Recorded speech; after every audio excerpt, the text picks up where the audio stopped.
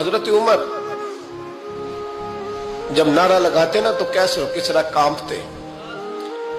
सफीर आते रूम के मिलने के लिए तो कहते जाओ उमर नफल पढ़ रहे हैं, टाइम कोई नहीं।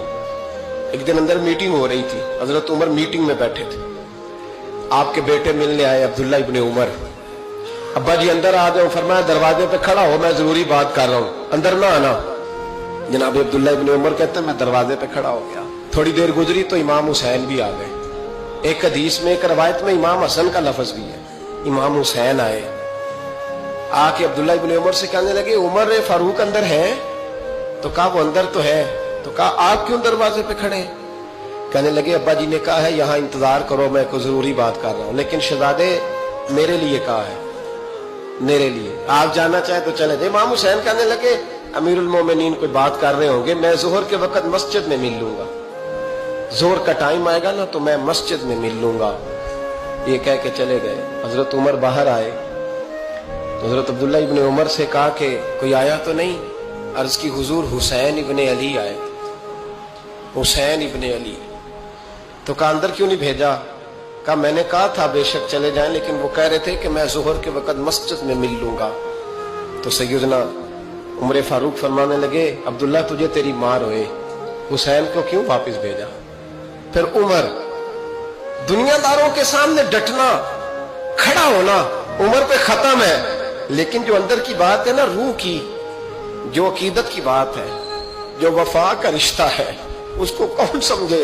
ये जो रूह की मजबूरियां हैं, ये जो वफा की मजबूरियां हैं, इसे लोग क्या समझें? इन्हें क्या पता कि मुर्शद के बेटे के पैर चूमने में हुस्न क्या होता है? इन्हें क्या पता कि जब उस्ताद का बेटा घर में आता है तो दिल करता है मकान बेच के इसे दे दें, इसके बाप की नेकियां बड़ी हैं। जनाब उमर फारूक दौड़े गए, इमाम हुसैन के दरवाजे पे दस्तक दी।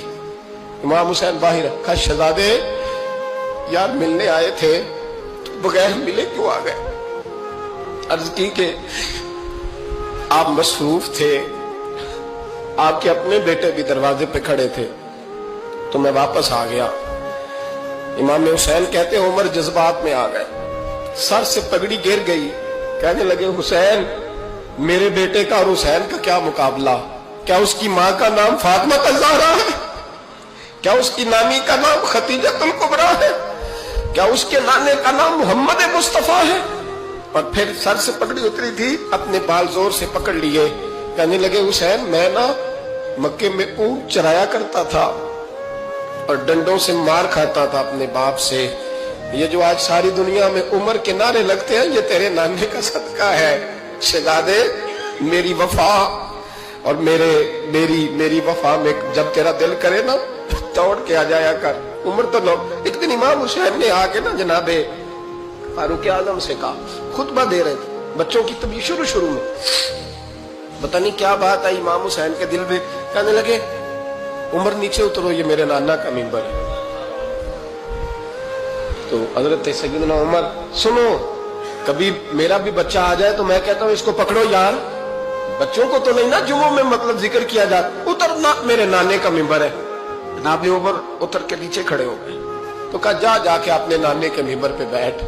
तो हजरत उमर रो पड़े, कहने लगे शहजादे मेरे नाने का मिंबर ही कोई नहीं है ही नहीं, ये मिंबर ये मुसल्ले ये तेरे नाने की शान है, मेरे नाने का कोई मिंबर नहीं, तेरे ही नाने का मिंबर है। थोड़ी देर खड़े रहे तो इमाम हुसैन कहने लगे अच्छा कोई नहीं आपके नाने का मिंबर का नहीं? का चलो फिर मेरे नाने के मिंबर पे बैठ जाओ, चलो खैर है, कोई नहीं आपके नाने का? क्या नहीं? तो कहा कोई नहीं फिर मेरे नाने के।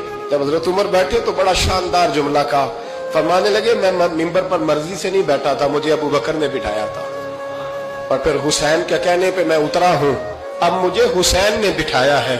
अब किसी की जुर्रत है तो उमर को उतार